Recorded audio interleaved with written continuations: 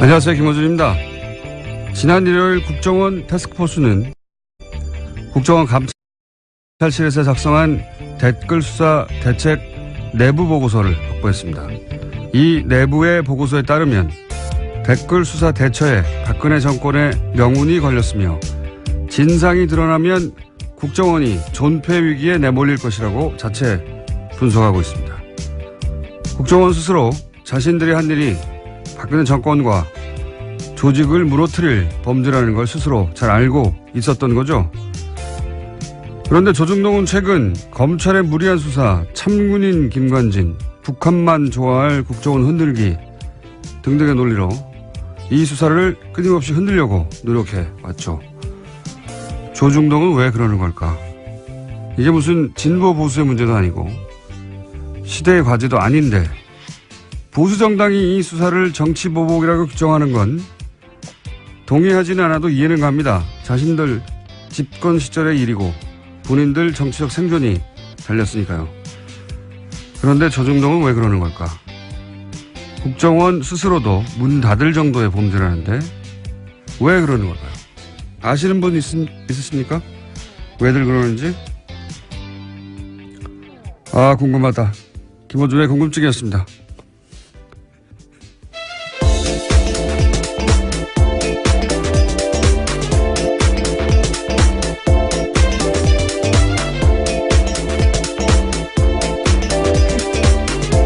시사인의 김은지입니다. 안 궁금하세요? 네, 궁금하다는 말씀이 너무 진심인 것 같아서요. 옆에서 네. 웃었습니다. 아, 궁금해요, 저는. 예. 왜 이러는 걸까? 본인들이 정권을 직접 운영했다고 생각하는 걸까요? 참. 이게 무슨 자기들의 생존과 직접 연결된 것도 아닌데요. 예. 아, 궁금해요. 아시는 분이 있으면은 저희들한테 문자 좀 보내주십시오. 왜냐하면은 본인들도 생각해보면 어렵다고 하는 그 언론고시 통과하고 우리나라의 제일 큰 매체사 아닙니까? 거기 들어가서 왜 그런 수준 낮은 주장을 뒷받침하기 위해서 자기 이름을 쓰는 건지. 예를 들어서 전직 국정원장 뭐 구속하면 김정은이 좋아한다. 굉장히 허접한 논리거든요. 아, 참. 그 말을 듣고 누군가 와 정말 그렇구나. 전직 국정원장들 구속하면 안 되겠구나. 말이 됩니까? 야, 이해하고 싶은데 이해가 저는 안 돼가지고. 자, 전직 국정원장 구속 얘기 또 해볼까요? 네, 관련해서 계속해서 기사가 나오고 있는데요. 구속영장이 기각된 이병호 전 국정원장이 있습니다. 관련해서 법원의 영장실질심사에서 어떤 이야기가 있었는지가 좀 자세히 나오는데 채널A 보도에 따르면 이 전 원장은 국정원 특갈비 상납에 대해서 박근혜 전 대통령과 독대와 전화통화를 했다고 하면서요. 여기서 박근혜 전 대통령이 하던 대로 하세요라고 지시를 듣고 돈을 건넸다라고 주장하고 있다고 합니다. 그 법조인들은 네, 이게 이제 실질 심사에 맞춘 전략이었던 게 아니겠는가. 검찰 조사에서 이런 말 안 하다가 실질 심사하는 중에 이제 이런 말들을 쏟아낸 거거든요. 네. 일종의 폭탄 발언을 했다라고 해당 보도는 보도하고 있습니다. 폭탄 발언까지는 아니고 그냥 어쨌든 검찰 조사에서 했을 법한 이야기를 안 하고 있다가 실질 심사에서 해서 그 명분으로 그 이유로 풀려난 게 아니겠는가 이런 분석도 있는데 이건 이제 법적인 분석인 것이고 검찰 내부에서는 뭐 또 다른 분위기가 있다고 또 보도도 나와요. 이게 우병우 전 수석과 관련된 게 아니냐. 네, 오늘 아침 한겨레 신문이 그렇게 보도하고 있습니다. 그런 의구심도 있다고 하는데 왜냐하면 이제 우병우 전 수석하고 근무기간이 똑같고 단순히 똑같은 게 아니라 우병우 전 수석과 이런 식으로 조금이라도 연관이 있으면 이때까지 우병우 전 수석 관련된 관련 영장들, 구속영장뿐만이 아니라 뭐 통신영장, 사실은 수사의 첫 발인데 누구랑 통화했는지를 알아야 될 거 아닙니까? 관계자들을 파악하기 위해서. 근데 이 통화 기록을 확인하려고 하는 그 영장도 다 기각됐었거든요. 예. 우병우 전 수석은. 네, 뿐만 아니라 최근에는 우병우 전 수석의 처가인 삼남개발 압수수색을 하려고 했는데 이 압수수색 영장 또한 또 다시 기각됐다라고 합니다. 그러니까요. 직접 구속영장뿐만 아니라 관련 영장 중에 발급된 게 거의 없다. 우병우 전 수석만은 우병우 전 수석인데요. 이게 개인의 힘이 아니고 제가 보기에는 우병우 전 수석을 털게 되면 주변에 다친 사람이 많나 보다. 여전히 살아있는. 그렇게 의구심을 가진 분들이 있죠. 예. 그렇게 의구심을 가져도 이상하지 않을 정도의 많은 영장들이 최근까지도 계속.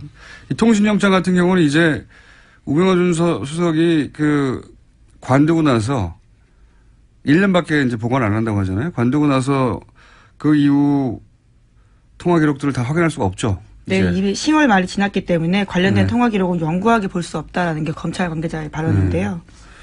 참 이상한 일입니다. 네. 자, 어쨌든 이병우 전 국정원장이 입을 연 것은 영장 실질심사에 들어가서 입을 열었다. 예, 이게 법조인들은 이게 전략이었지 않느냐 하는데 검찰의 분위기는 다르다 그런 얘기고요. 예, 다음 순요. 네, 계속해서 국정원 특활비 관련된 소식 전해드리면요. 검찰은 국정원의 특활비 사용처 등이 기재된 회계장부를 확보했다라고 합니다. 이 가운데 이병기 전 원장 시절 장부에는 최경환 1억 원이라고 적혀 있는데요. 이 전 원장 쪽은 2014년 10월 달에 1억 원을 최경환 의원한테 전달했다라는 자수서를 검찰에 제출했다라고 합니다. 최경환 의원은 이제 본인 받지 않았다고 주장하고요. 심지어 할복 자살까지 운운하면서요. 자신의 무죄를 주장하고 있습니다. 할복 자살 방지를 위해서 신병을 확보해야 한다고. 네, 정의당이 그런 논평을 냈었는데요. 인권 측면에서의 논평이죠. 예. 재밌는 논평이었어요. 아마 배달 사고 뭐 이런 걸 주장하겠죠. 본인은 받은 적이 없다고까지 할 것 같고. 그리고 이제 여기서 40억 원 정도를 출연한 것이고 그거 말고 추가 30억 원이 더 있다는 거 아닙니까? 지금? 네, 장부가 확보됐기 때문에요. 그와 관련된 수사도 계속 진행 중이라고 합니다. 그러니까 이제 박근혜 전 대통령이 받았다는 40억 말고 30억이 또 비는데 이 40억에 대해서는 국정원장 3명 모두 박근혜 전 대통령이 달라고 줬다는 거고 이 30억에 대해서는 동시에 3명 다 함구하고 있어요. 예. 그렇다는 얘기는 40억은 박근혜 전 대통령한테 책임을 넘기면 된다고 생각하는 거고 이 30억은 국정원장 본인들의 책임하에 뭔가 쓰여진 돈이다. 이렇게 추정할 수는 있죠. 예. 30억이 더 있습니다. 예. 다음 뉴스는요.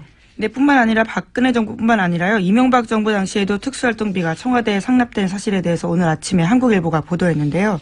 이명박 정부 시절 민간인 불법 사찰을 폭로했던 장진수 전 주무관의 또 다른 폭로입니다. 자신이 2009년 7월 달에 국무총리실 공직윤리지원관실에서 처음 출근했는데 이때 특수활동비를 청와대에 상납해달라라는 요청을 받았다라는 겁니다. 그래서 실제로 1년 동안 꼬박꼬박 상납했다라고 합니다. 장진수 전 주무관 오랜만에 이름 듣네요. 예.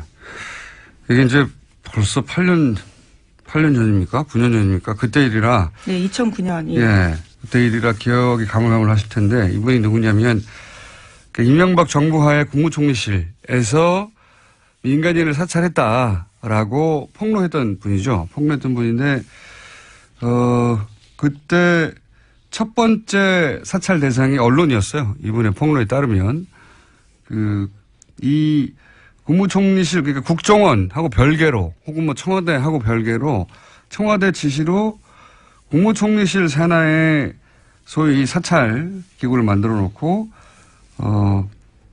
당시가 이제 집권 3개월 만에 촛불 집회가 났잖아요.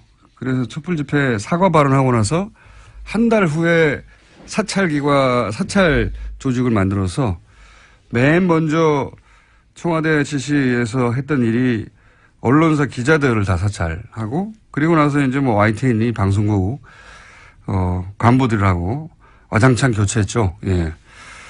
그때 그 사찰을 폭로했던 분입니다. 근데 이분의 최근 폭로는 국무총리실에서도 국정원 말고 국무총리실에서도 청와대에 상납을 했다. 뭐 특활비를. 심지어 그 돈으로 아예 고용되어 있지도 않은 전직 경찰관한테 월급을 줬다라는 건데요. 그런 불법적인 사찰 업무에도 돈이 다 쓰였다라는 사실을 폭로하고 있습니다. 정식 고용하지 않고 사찰 용도로 누군가를 쓰고 그 급여를 이 돈으로 줬다 뭐 이런 거죠. 예. 네. 이명박 정부 내에서도 이제 특활비 관련 내용들이 더 나오겠네요, 앞으로. 예. 네, 굉장히 구체적으로 진술하고 있어서요. 돈을 얼마를 어떻게 줬는지 방법까지 또 자세하게 이야기하고 있기 때문에 이 부분 또한 들여다볼 수밖에 없을 것 같습니다. 본인이 전달했다니까요. 뭐 정확하게 기억하겠죠. 자, 다음 뉴스는요. 네, 2008년 특검 당시 다스 비자금 문제 처리에서 이명박 전 대통령이 개입했다라는 의혹을 제기한 다스 관계자가 모습을 드러냈습니다. 다스 당시 경리팀장이었던 최동영 씨인데요. 실명으로 JTBC와 인터뷰를 했습니다. 2008년 BBK 의혹을 수사했던 정호연 특검 당시에 대한 이야기를 한 건데요.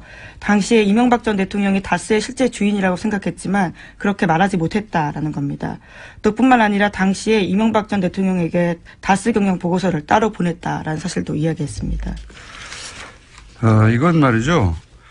사실은 주진우 기자하고 잠시 후에 좀 더 자세히 얘기 나눠보겠는데 이게 이 발언이 경리팀장에서 나왔다는 게 중요합니다. 예, 돈을 관리하고 했던 경리팀장이 돈 쓰는 걸 보면 알잖아요. 예. 돈을 관리하는 사람, 돈의 주인이 실제 주인이거든요. 예. 이 경리팀장이 당연히 이제 다스는 이명박 전 대통령 거였는데 특검 때는 말을 못했다는 거 하나 하고 그다음에 당시 비자금도 만들어지고 있었다. 네, 손익에 짜맞춰서 해마다 비자금 의심되는 수십억 원 돈 사라졌다라면서요. 자기도 몰랐다라는 겁니다. 경리팀장인데도요. 그리고 또 한 가지는 이제 이명박 전 대통령에게 연말이면 다스 경영 보고서를 따로 올렸다. 이 얘기도 있고. 예. 저희가 한 2달 반 동안 얘기했던 거하고 맥이 닿는 이야기인데 대통령이 된 이후로도 사실 다스와 관련된 보고가 계속 올라왔다고 주식이 한 푼도 없으면서 한 장도 하나도 없으면서 그런 얘기를 하는 주전 기자 해왔는데, 예. 이제 다스 내부에, 제보자라고 부를 수 있겠네요. 이제 실명까지 거론하는 경리팀장 최동영 씨가 다스는 이명박 전 대통령 거다. 근거는 이러이러하다. 라고 주장하고 있습니다. 머지 않은 것 같아요. 예. 빙산의 절반은 나왔고, 나머지 절반은 빠른 속도로 올라오지 않을까. 예. 다스는 누구 겁니까? 이제 그 답이 나오지 않을까 싶습니다. 다음 뉴스는요? 네, 5.18 민주화 운동 당시 또 보도도 있습니다. SBS가 어제 보도했는데요. 5.18 민주화 운동 당시에 헬기 사격이 있었다라고 증언한 사람 가운데 당시 광주에서 선교 활동했던 미국인 목사도 있었습니다. 그런데 전두환 전 대통령이 이 목사의 증언에 강력하게 대응하라라고 지시한 내부 문건이 나왔다라는 건데요. 1995년, 그러니까 5.18 관련된 검찰 수사가 진행 중이던 때 미국인 피터슨 목사가 검찰에 출석해서 당시 광주에서 헬기 사격을 목격했다라는 이야기를 했고요. 또 증거물도 제출했습니다. 헬기 사진이었는데요. 이에 대해서 전두환 전 대통령 쪽은 고소를 추진할 정도로 화를 냈다라는 겁니다. 저도 기사 봤는데, 예. 이건 우선 헬기 사격 여부는 끝까지 추적을 해야죠. 예. 전두환 씨가 아직도 5.18에 대해서 이런저런 얘기하는데 다시는 5.18 관련해서 북한의 뭐 공작이라느니 아직도 그런 얘기 하는 사람 있지 않습니까? 예. TV조선에서도 그 얘기를 불과 몇 년 전에 했고요. 이런 얘기 못 나오게 해야 되고 또 한 가지는 저도 이 보도를 봤는데 헬기 사격 증언에 전두환 진노, 뭐 강력 대응 지시 이게 이제 꼭지 제목이거든요. 이 진노 이런 거는 이제 성경에 하나님이 화낼 때 쓰는 거예요. 예. 부당한 일이 발생해서 크게 화를 내는 어떤 정당한 분노, 예, 높은 존재, 노인들 할아버지가 진노하셨다 이럴 때 쓰는 거거든요. 이건 그냥 전두환 빡침 이 정도가 맞는 거지. 단어 선택을 잘해야 된다. 진노 아니고요. 예. 네. 신경질을 냈다, 화를 냈다. 네, 예. 차마 보도에 그 단어를 쓸 수가 없어서 그랬던 것 같긴 한데. 그렇다 하더라도 예. 진노가 뭡니까? 네. 예. 동의합니다. 진노할 주체도 아니지만 대상도 아닌 뉘앙스 잘못 사용된 단어 같습니다. 자, 다음 뉴스는요. 네, 류여의 자유한국당 최고위원이 포항 지진은 하늘이 문재인 정부에 주는 경고다라는 발언을 해서 논란이 일고 있습니다. 여당에서는 부적절한 발언이라면서 류 최고위원의 사퇴를 요구하고 있고요. 류 최고위원 쪽은 일부 발언이 왜곡돼 전달됐다면서 반발하고 있습니다. 한번 들어볼까요? 이번 포항 지진에 대한 문 정부에 대한 하늘이 준엄한 경고 그리고 천심이라고 하는 지적들이 나오고 있습니다. 이게 이제 검색어가 한 연이틀 정도 계속해서 관련 검색어 올라왔었는데 본인이 해명을 했죠. 예, 누군가가 제 발언을 왜곡해서 포항 민심을 자극하고 있다라는 건데요. 자신의 발언을 왜곡하는 가짜뉴스에 대응하겠다라는 이야기도 했습니다. 그래서 이제 자기는 천벌이라는 말을 한 적이 없다. 예, 이렇게 해명을 했는데 하늘이 준 경고하고 천벌하고는 어떻게 다른 겁니까 이게. 가짜뉴스는 본인이 배포하고 있는 것 같은데. 어쨌든 이 발언으로 한 연이틀 정도 검색어 논란이 있었고 검색에 올라갔었고 제가 보기에는 해명이 될 것 같지는 않네요. 예. 이걸로 누군가 화가 났다면 그 화가 가라앉을 것 같지는 않습니다. 예. 자기 발언을 왜곡했다고 짧은 인터뷰 한번 해봐야 되겠습니다. 예. 어떻게 하늘이 준 경고와 천벌은 다른 것인지. 그런 일이 있었습니다. 네, 다음 순요. 네, 계속해서 포항 이야기 좀 전해드리면요. 포항에서도 계속 여진 일어나고 있습니다. 오늘 오전 6시 5분쯤에도 경북 포항에서 규모 3.6 지진이 발생했는데요.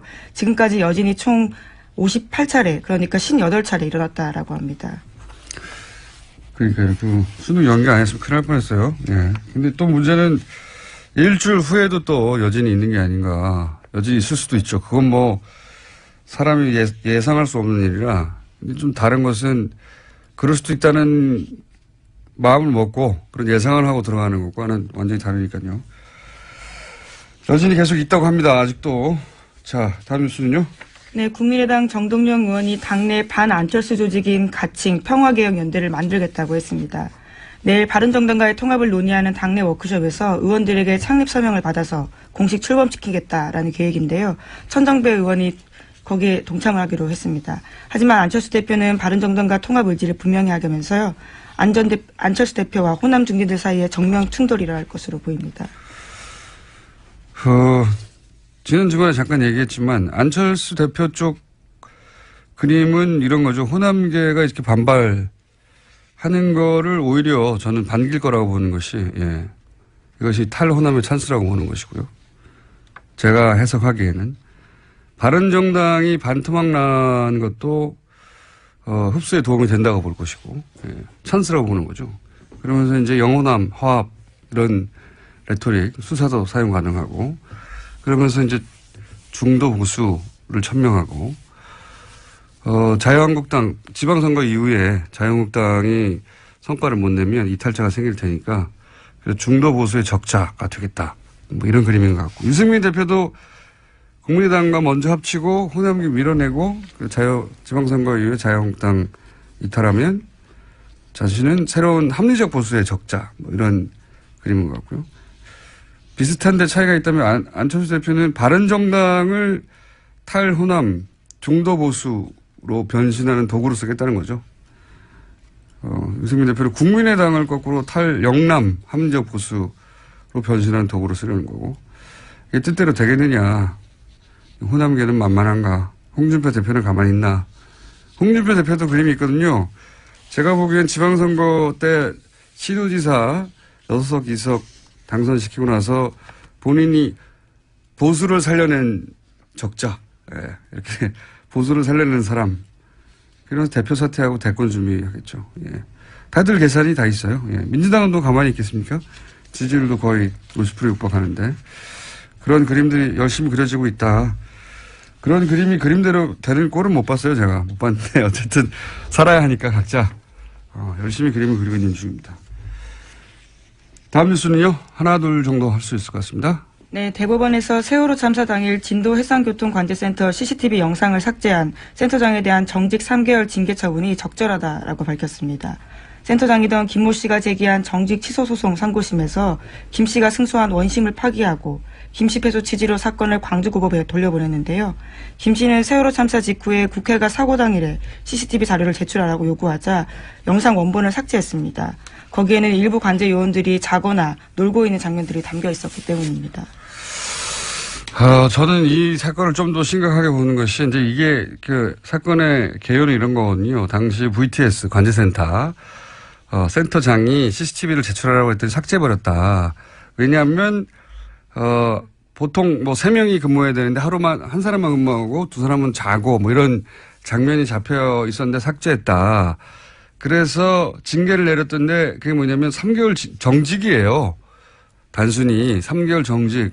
근데 여기에 대해서 부당하다고 이제 소를 제기해서 처음에는 3개월 징계가 과하다고 했는데 이제 파기환송을 한 거거든요. 네, 그렇죠. 내용은 그런 겁니다. 근데 저는 이게 CCTV를 단순히 삭제했다. 그 행위 자체가 3개월 정직의 대상이 될 만하냐 아니냐 차원에서 따질 것이 아니라 그 당시에 유일한 통제센터란 말이죠. 여기가. 이 세월호라고 하는 사건의 진실을 밝혀내는 조각 일부로 작용할 수 있는 거였어요. 굉장히 중요한 겁니다, 이게. 자신들의 근무 태만을 숨기려고 한 걸로 한정했는데 그렇지 않을 수도 있어요. 왜냐하면 당시 이제 관제센터 세월호하고 주고받았던 그 무선 교신 기록 이게 나중에 편집됐다는 게 언론을 통해서 여러 차례 지적됐지 않습니까? 만약에 CCTV하고 맞춰본다면 뭐가 소위 삭제됐는지 확인할 수도 있을 수 있고요. 그리고 그때 AIS도 사라졌다고 정부에서는 발표했거든요. 근데 그 화면에 뜨는지 아닌지 확인해 볼 수도 있단 말이에요. CCTV를 확대해서. 그러니까 이 CCTV의 삭제는 사실은 세월호와 관련된 진실을 밝혀내는데 중요한 정보가 될 수도 있었던 화상정보 일부를 유일하게 존재하는 당일날 그걸 삭제한 거예요.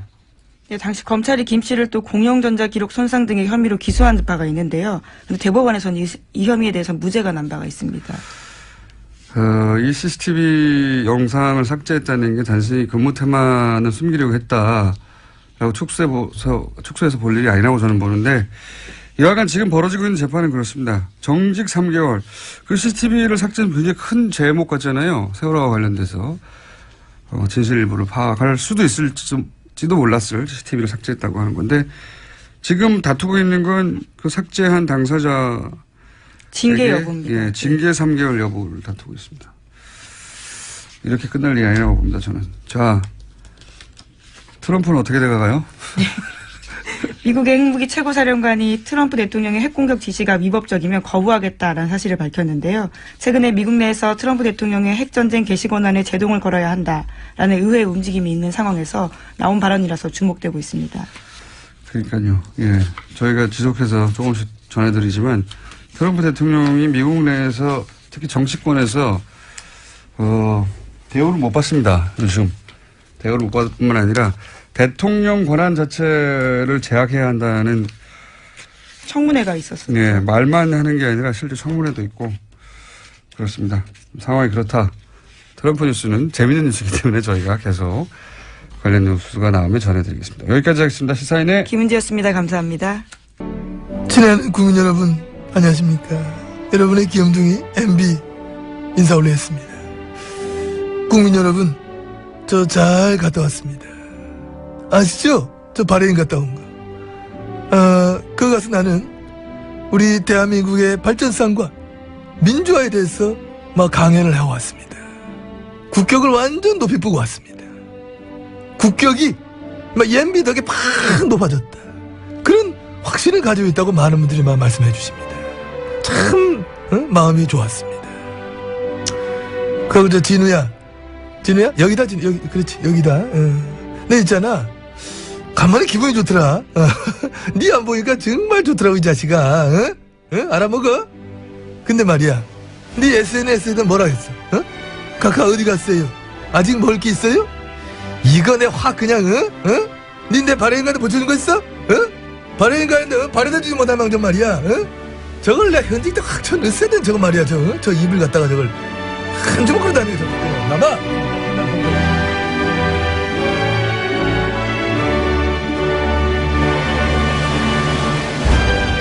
자, 잠시 쉬었던 다스는 누구 겁니까 프로젝트 시사인의 주준우 기자. 안녕하십니까. 이제는 뭐 일주일에 2번씩 나오는 안원구 전 대구지방국세청장님 나오셨습니다. 예, 안녕하십니까. 네. 요즘 JTBC가 자꾸 특종을 빵빵 터뜨리고 있어요. 네.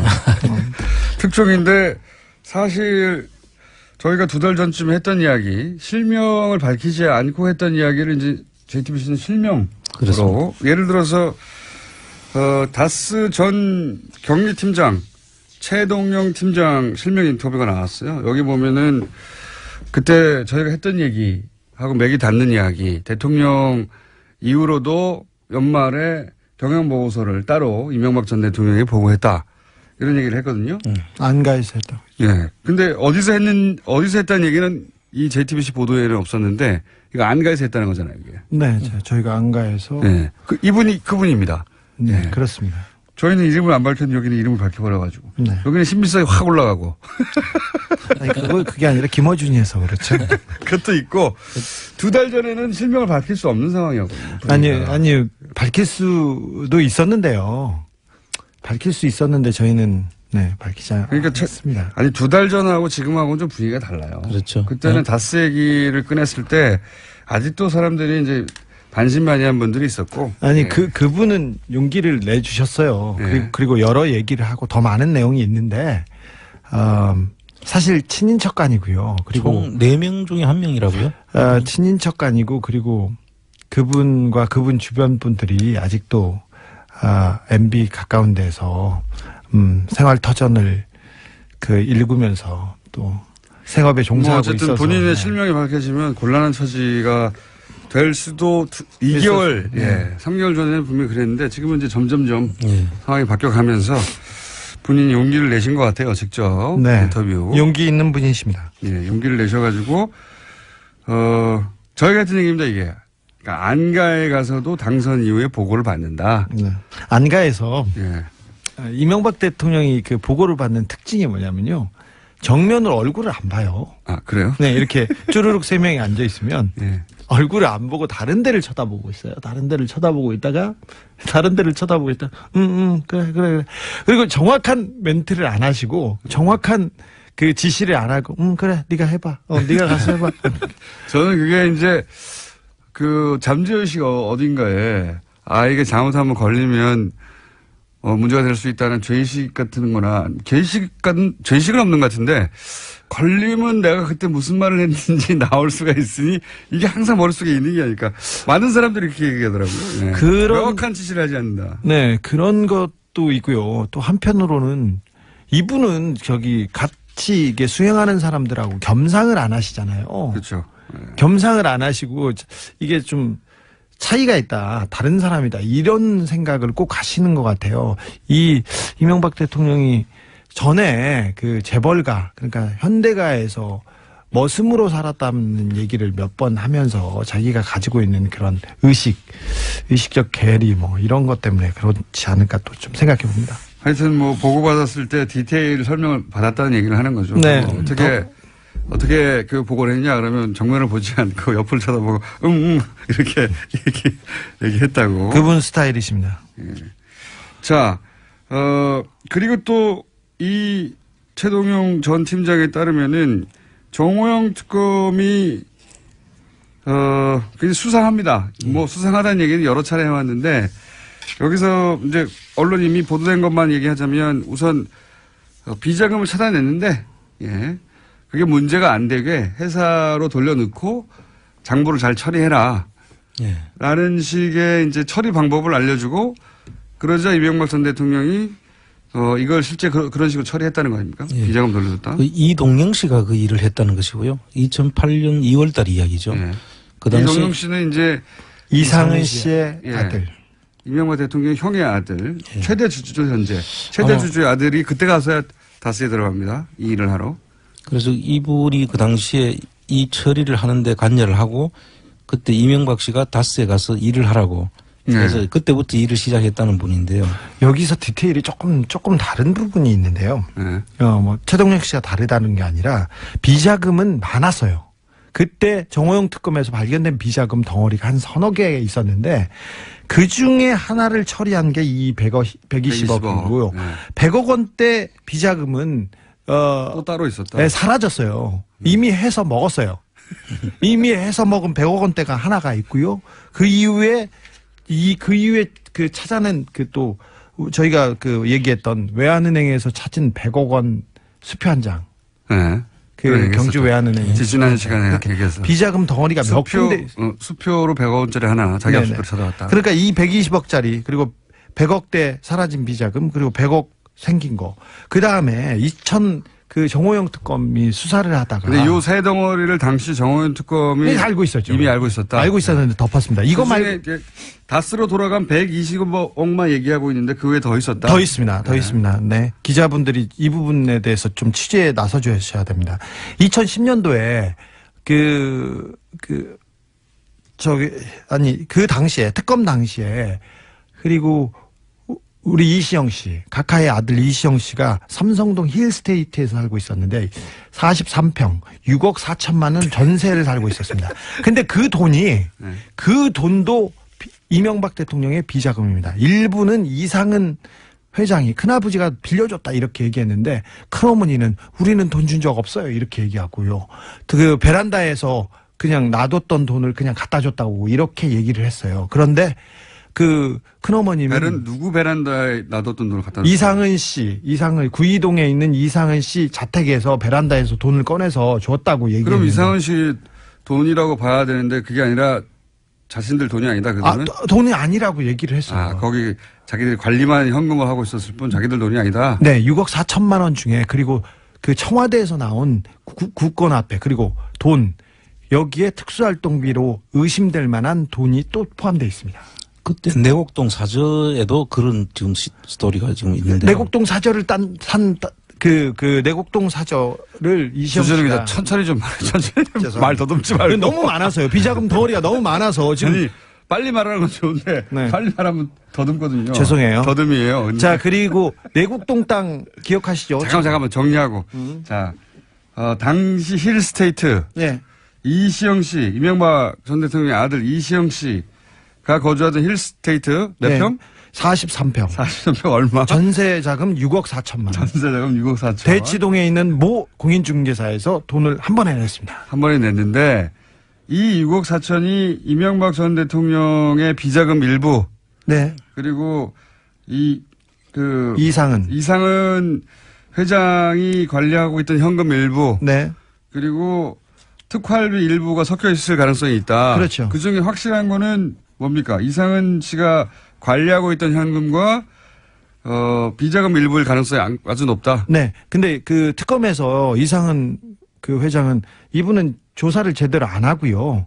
그 삼성병원 19층에서 누워있다가 그냥 받았어요. 받았는데 그때 내가 줬다 이렇게 얘기를 했는데 큰어머님께서는 우리는 준 적이 없어요 이렇게 얘기를 했어요. 그러니까 자신들의 재산은 아니다. 네네. 이론입니다. 준 적이 없다고 얘기했는데 그냥 특검에서 그냥 덮었죠. 덮었다. 네.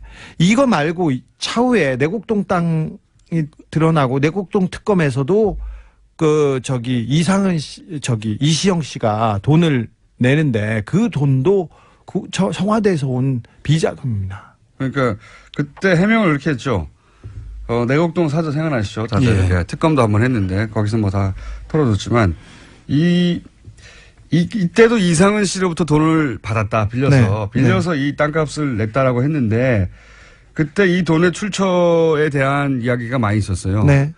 근데 여기에 이 청와대 특활비 일부가 들어간 게 아니냐? 네, 그렇습니다. 이상은 씨가 관리하고 있던 비자금과. 네네. 2008년에 이시영 씨가 재산 등록 신청을 했어요. 네. 근데 그때 이시영 씨가 가지고 있던 돈은 3,852만 원이 전체예요.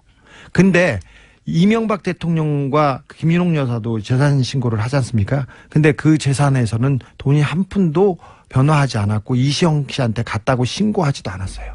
그러니까 이거는 다 비자금입니다.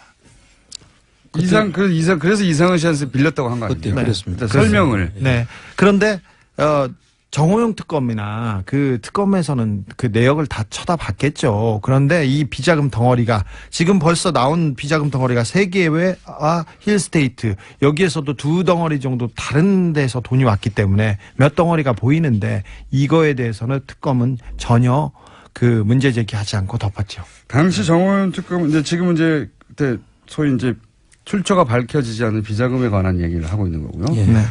이제 주정일 기자의 이야기는 지금 계속 거론되는 120억 말고 덩어리가 큰 게 두 개 더 있었다. 네.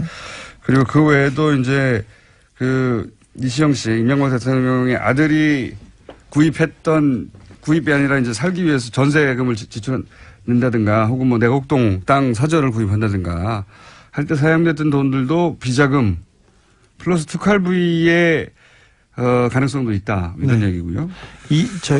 그 얘기도 그 외에 특검이 또 털어준 게 있잖아요. 좀 많습니다. 지금 그 당시에 2008년 2월 달인데요. 그 검찰에서 두 번 그 도곡동 땅 수사를 하고 2007년 12월 달에 또 그 BBK 수사를 해서 또 BBK 수사를 결론을 내주지 않습니까? 도곡동 땅에 대해서는 제3자. 그렇지, 제3자. 도곡동 땅은 제3자다. BBK는 이명박 씨는 관련 없다. 네. 이렇게 해주고. 잠깐만. 제3자는 무슨 의미냐면 제3자는 이명박이라는 의미였죠.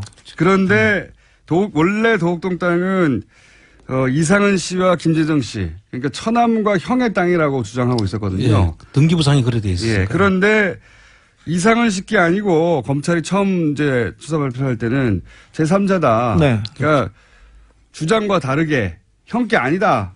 제3자다. 이게 이제 이명박 전 대통령을 의미하는 거였거든요. 그때는. 그렇죠. 네. 예. 등기상의 명의가 그 사람들로 돼 있었는데 그 자체를 아니다고 했으니까 네. 그 제3자를 밝히면 됐었던 거죠. 그렇죠. 그런데 그때만 해도 그 박근혜 씨와 이명박 씨가 첨예하게 이제 경쟁 관계 당내에서 경쟁. 그때는 대통령이 아닐 때고 그러니까 대통령이 아닐 때는 이명박 전 대통령을 의미하는 제3자 땅이 맞다고 했다가 맞는 것 같다고 했다가 검찰이 대통령이 당선되자 바꾸죠 이게. 그렇죠. 특검을 통해서. 그래서 두 사람 눈치를 보다가 그렇게 결론을 내고 그다음에 좀 더 대담해지는 것이 BBK 수사죠. 네. BBK 수사 결과는 대통령이 그 선거를 한 보름 앞둔 시점에 발표를 하거든요. 그 보름 앞선 시점에 이명박 대통령이 당선될 것으로 거의 다 예측이 됐던 상황이기 때문에 지지율 극차 컸으니까요. 예. 이미 서류라든지 이런 것들이 검찰에서 다 발견하고도 이미 BBK는 이명박 씨와는 관련이 없다라고 결론을 내주는 게 BBK 수사 결과입니다. 그때 이제 무슨 발표들을 했냐면 뭐 검찰 혹은 특검이 처음에는 제3자라고 했다가 나중에 도곡동 땅은 이명박 전 대통령 땅이 아니다. 그 특검은 그 다음이죠. 네. 대통령이 되고 난 다음에. 되고 난 다음에 특검이 털어준 거예요. 특검이 털어준 거는 여러 개 있습니다. 예. 도곡동 땅도 아니다. 그 제3자의 것이 아니라 이명박 그 사람들 것이 맞다. 네. BBK도 BBK도 아니다. 관계 없다. 다스도 아니다. 그다음에 상암 DMC 관련한 의혹도 아니다. 예. 모든 이명박 관련된 그 의혹은 거짓말이라고 다 털어줬어요. 다 털어줬죠. 예. 도곡동 땅도 아니고 다스도 아니고 상암 DMC 관련 비리도 아니고 BBK도 아니고 아무것도 이명박 전 대통령의 것이 아무 상관이 없다고 네. 특검이 해준 그리고 비자금은 찾았는데 돌려주라고 해서 아무 문제가 없는 것으로 아예 맞습니다. 발표도 안 했고. 비자금을 돌려주라고도 하고 덮기도 했습니다. 네. 이건 그러니까 명백한 범법 행위죠. 당시 정호영 특검은 수사를 한 게 아니라 어떻게 하면 이명박 전 대통령 관련된 모든 혐의점들을 벗게 해주느냐. 거기에 초점을 맞췄죠. 거기에 초점을 맞춰서. 사실 이명박 대통령을 수사를 했습니다. 했는데 꼬리곰탕만 먹고 끝냈었는데 한 2시간 정도 만나서 그 조사를 했다고 하는데 그 시간 밥 먹었다고 하는데 사실 검찰청이나 경찰청에 가가지고 조사받은 사람들은 알아요. 앞에다 성명, 주소, 이름 그리고 뭐 얼마나 버냐 이런 거 종교 이런 거 물어보지 않습니까? 그러면 1시간이 지나가요. 맨날 아니, 일단 밥 먹는데 1시간 하고요. 밥을 먹었다면 네. 밥 먹으면서 예면 1시간. 밥 먹고 나서 조사를 했다고 치죠. 앞에 신상명세 적고 그럼 끝나는 겁니다. 시간은. 근데 1시간 40분이니까 조서를 다 가지고 가서 이렇게 하겠습니다. 대충 이런 식이었을 거예요. 그때 그 조사에 나갔던 이상인 특검보는 이분이 이명박과 이상은을 직접 조사한 분이신데요. 이분이 그 특검 끝나자마자 영포빌딩. 서초동 영포빌딩에 공짜로 입주하잖아요. 공짜로는 모르겠습니다만 바로 입주해가지고 이명박 대통령 일을 본 것으로 그리고 이명박 대통령과 관련된 재판도 있었으니까 그런 걸 도왔다는 의혹이 있어요. 자, 그래서 이제 저희는 그런 의혹들 BBK 얘기도 쭉 해왔고 그리고 다스 누구나 얘기도 쭉 해왔는데 이런 얘기를 하면서 최근에 알게 된 사실은 이 다스의 소유권 이거 복잡하고 계속 주목하고 있으니까 소유권을 이시영 씨 아들에게 넘겨주려고 하고 있는 게 아닌가 하는 정황들이 막 곳곳에서 나오고 있잖아요. 요즘. 예. 근데 이명박 전 대통령 해외 계좌를 추적하다가 해외에서도 이 다스 소유권을 넘기려고 하는 정황 일부를 네. 주진우 기자가 포착을 합니다. 미국 수사기관에서 다스와 관련된 수상한 돈 흐름을 포착해서 정식적으로 수사에 나섰습니다. 지난번에 저희가 말씀드렸었는데 이게 뭐냐면요. 다스에서 돈 거래가 자꾸 있어요. 미국 엘라바마하고 그리고 달러 거래가 저기 싱가포르나 중국 그다음에 저기 캄보디아 베트남도 약간 의심하고 있는데 이게 뭐냐면은 들여다보면은 돈을 거래하고 돈을 빼돌리고 하는데 이게 이시영 씨한테 이 회사를 넘기려고 하는 그리고 이시영 씨 관련된 회사에 돈을 넘기려고 하는 돈 거래의 정황들이었어요. 그러니까 이제 이거하고 맞물려 가지고 생각을 해보시면 저희가 일요신문이 보도했던 몇 가지 이상한 징후들 돈이 네. 뭐 1,000억대가 뜬금없이 어떤 회사에 들어갔는데 나중에 장부 잘못이라고 예. 고친다든가 1,000억대가 장부 잘못으로 갑자기 가요. 1,485억이나 되는 돈. 네. 아주 숫자는 정확하게 저는 1,000억대라고 하면 얼마라고요? 1,485억이죠. 1,485억의 돈이 뜬금없이 어떤 회사로 계열사 조그만 회사에 들어갔는데 그래서 그걸 누가 찾아냈어요. 일요신문 기자 한 분이 찾아냈더니 그분 이름을 제가 앞으로는 얘기해야 되겠네요. 지금 기억이 안 나는데. 강석현 씨죠. 강현석 씨. 광현석 씨. 예. 저기 찾아볼게요. 일요신문 기자가 우연히 그걸 찾아냅니다. 근데 우연히 찾아냈더니 그 회사에서 아니야 이건 장부를 잘못 기재한 거야 하고 고칩니다. 1,000억대인데 네. 1,000억대를 장부를 1,000억 정도는 그럴 수 있죠. 이명박 각하를 지금 어떻게 보시고 그러세요. 호연직이. 그런데 그래서 이거 이상하다라고 이제 처음에 발견했을 때는 하는데 이게 이제 해외 계좌 추적하고 맞물려 생각해 보면 주진우 기자가 이제 그 해외에 갔다 와서 그 미국의 수사기관으로부터 입수한 정보는 이게 여러 가지 돈 흐름이 해외에서 있는데 이걸 이시영 씨에게 이 돈을 주려고 하는 그래서 뭐 세탁하거나 하는 그런 흐름으로 보고 있는 거예요. 네네네. 회사를 건네려고. 다음에 이건 전반적으로 한번 다시 정리를 한번 해야 되는데요. 네. 지금 그 자금들이 흘러가는 과정들을 보면 주로 대기업들이 해외에 돈을 투자를 하고 투자 실패를 하고 거기서 검은머리 외국인이나 이쪽에서 그 지정한 사람의 명의로 회사가 넘어가는 경우가 있고요. 네. 또 이 케이스는 제가 볼 때는 다스하고 알리바마에 있는 다스하고 이쪽 자회사가 알리바바. 예. 그쪽에서 알라바마. 엘라바마. 알리바바. 그 회사하고 거래해서 소위 이전 가격 조작이라는 그런 방법이 있습니다. 가격을 정상 가격보다 높여서 그렇죠. 그쪽에 사주는 방법이죠. 네. 그래서 그 돈 차익이 남잖아요. 차익이 남는 것을 이제 비자금으로 빼는 그런 수법인데요. 아마 그런 자금들이 있고 지금 승계자가 관련해서는 아마 지금 대한민국에서 벌어진 모든 수법들이 여기에 총동원되어 있다는 것이 제가 지금 파악하고 있는 그러니까 정황인데. 이제 예를 들어서 삼성 에버랜드 같은 경우에는 자식에게 현금 한 번 주고 그 돈으로 이제 전환사채 등등의 방법으로 돈을 불려서 몇 주를 만들어서 회사를 먹는 거 아닙니까? 그렇죠. 그런데 그 이후로 이게 문제가 되니까 재벌들이 뭐 재단을 설립해서 넘겨줘요. 재단에 주식을 기부한 다음에 잘 생각해보세요. 청계재단하고 비슷해요. 모든 게 맞습니다. 이명박 각하께서는 모든 걸 하셨어요. 그러니까 할 수 있는 모든 방법을 네. 동원했다는 게 재단을 설립해서 주식을 기부한 후에 그 재단 소유권만 나중에 자녀한테 준다든가. 네. 그러면 재단을 통해서 이제 주식을 가지는 거죠. 또 이 청계재단도 처음에는 이런 의도가 아니었을까 의심을 하는 거고요. 그리고 또 하나는 지금 계속 조금씩 밝혀지고 있는 회사 하나를 정해가지고 지금 이제 회사 하나 SM이라는 회사가 정해졌죠. 네.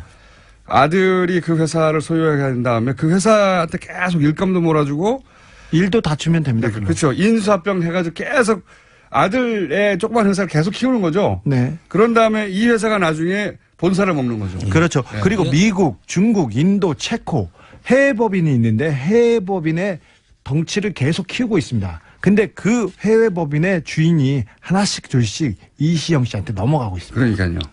지금 다스를 하도 들여다보고 있으니까 어떻게 넘겨줄 것인지 지금 이 부분은 고민하다가 전반적인 정리를 한번 다시 해서 우리 국민들이 쉽게 알 수 있도록 제가 한번 정리를 해드리겠습니다. 금요일 날까지 정리하시겠습니까? 네. 다스가 넘어가고 있다. 이겁니다, 현재. 안원구 청장 주진우 기자였습니다. 끝났어요? 아니 이제 얘기를 하려면 어떡해.